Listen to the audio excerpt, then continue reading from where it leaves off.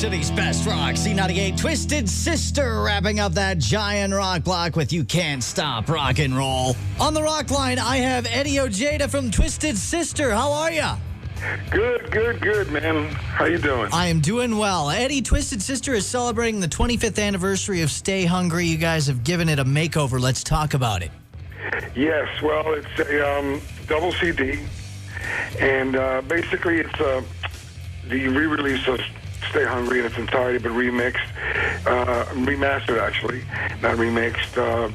And the second disc is about 17 different demos that we did. One's like a little promo, and out of the 17, 5 of them are rough versions of songs we did release, like some of the hit songs like The Price, We're Not Gonna Take It, I Wanna Rock, Burning Hell, and stuff like that. I think it's like 5 songs that, you know, you hear the real rough demo versions, Cool. No effects, just straight in. Kind of, that's how we did things. We used to just go in and do a rough version of the song and then build on that. So it's a pretty interesting compilation, and it's got a booklet that comes with it too, with a lot more pictures and lyrics and everything. It's not just the one-page insert. Awesome, and it's got a brand new song on it too. That's right, a new song. Thank you very much. I was getting to that, but I'm glad you reminded me. It's a new song called 30. We have a new video that's up on our website at twistedsister.com if anybody wants to see it. It's a cool video. Awesome. And so got the new song. That's the first new song we've done in I don't know, about 5 or 6 years since we did Strangeland for Dee's movie.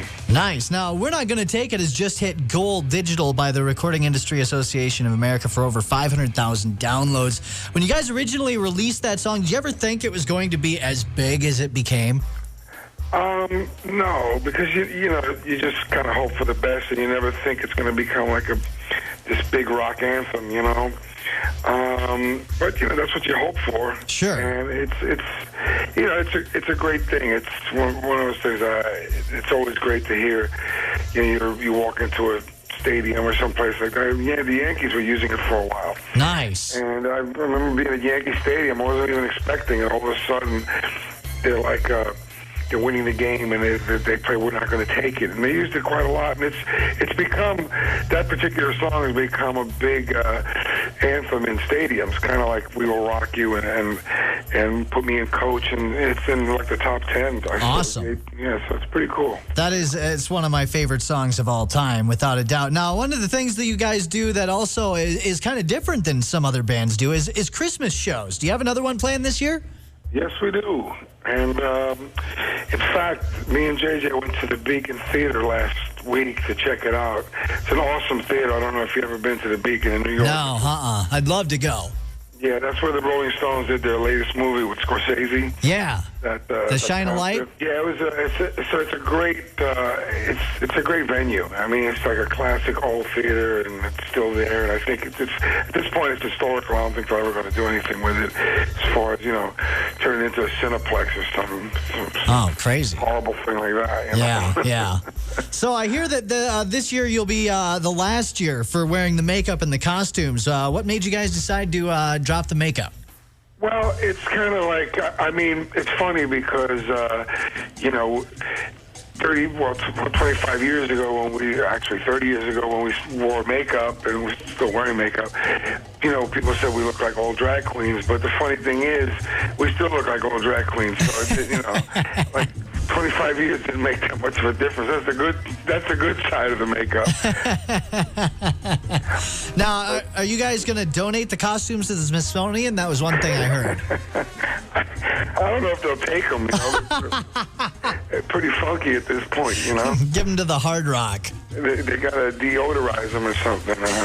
But no, maybe the hard. Yeah, it would be. I mean, it would be great to see them in the Smithsonian. But you know, maybe a hard rock or hopefully rock and roll Hall of Fame would be cool. Yeah, that would be awesome. You know, but we'll see what happens. I mean, with the makeup thing, it's one of those things like I never say never because in this business you never know. Right, so, right.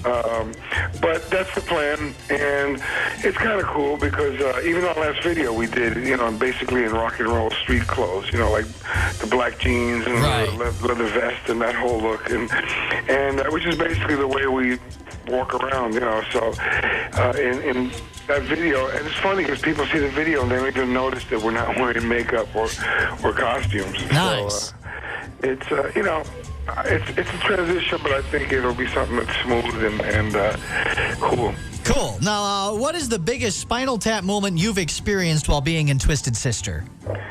Oh man, there's like so many of them. That's kind of hard to nail down, but there's one in particular that just kind of jumped into my mind. This is one time me and Dee are on our way to a gig, and we're in this. Our tour manager had a Lincoln Continental. Yeah. The two-door job, you know. Uh-huh. So, you know, me and Dee would take turns doing shotgun when we drove to gigs with him.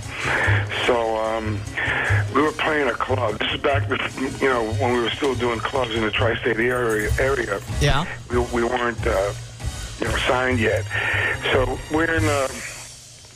I'm sitting in the front, and this guy, and, you know, we're in, like, bumper-to-bumper traffic trying to get through the Lincoln Tunnel. And, you know, you get to really know the people next to you because it takes you a while to get into that merge. So there's a guy next to me, and in a Jaguar, a real nice car. He pulls out a picture of his dog. And this dog had Dee's exact hair. I mean, to the T. It looked like Dee, except it was a dog, you know. Which, you know, I don't know who was better looking, him or the dog. Anyway, but, no, just kidding there. But, yeah, this guy shows me the picture, and he goes, "Hey, I have the same dog." And I just rolled down the window and said, "My dog." And the guy just, like, almost puked, and he turned, like, green. I mean, that's just one funny moment that there's plenty of them. That's awesome. Now, so did I hear this right? Dee Snider got bit by a shark?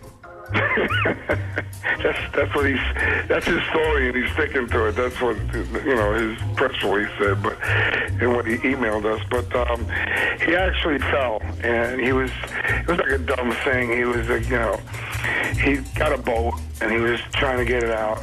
Boat out, and he didn't have. He usually has these those swim socks on, you know, and he was moving. I think he was trying to put it in the water or something, and he slipped, and there was like a glass on the bottom. Ooh! And he cut the ball of his foot. Got like 10 stitches. Ouch! Yeah, so it was a freak thing, and we were supposed to do a late night, you know, with Jimmy Fallon, and that Thursday. And he cut his foot that Monday. So, I mean, we could have done it, but he would have just been standing there, you know. Right, and that's just not Dee. It would have been lame. So it's not him, you know. He can't.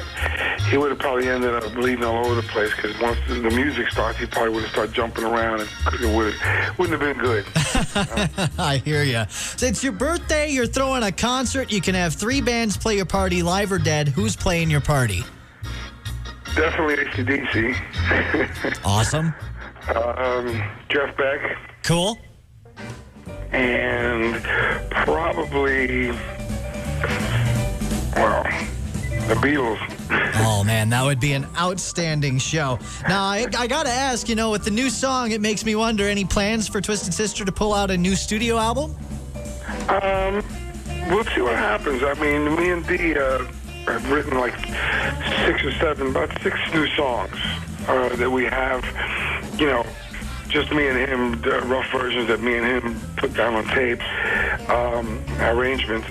And originally we're doing it for the Twisted Christmas musical, you know? Nice. Because we're still working on doing a musical version, kind of like Rock of Ages, you know. Right. But you know, Twisted Christmas, the musical, with guys kind of, Dee wrote a script for it, with guys kind of playing a band, which is us.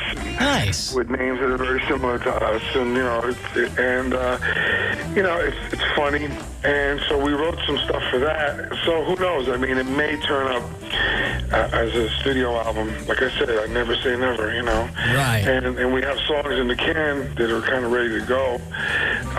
Just a question of the band learning them and recording them. So whether they'll end up as a musical or, a new Twisted album, we'll see. Only time will tell. Sounds good. Now, I'm a Twisted Sister virgin. I haven't seen you guys live. Of course, Twisted Sister is part of Rock Gone Wild this year. And for those that have never seen a Twisted Sister show before, what's it like? It's definitely high energy, a lot of fun. It's a little bit of everything. We try to keep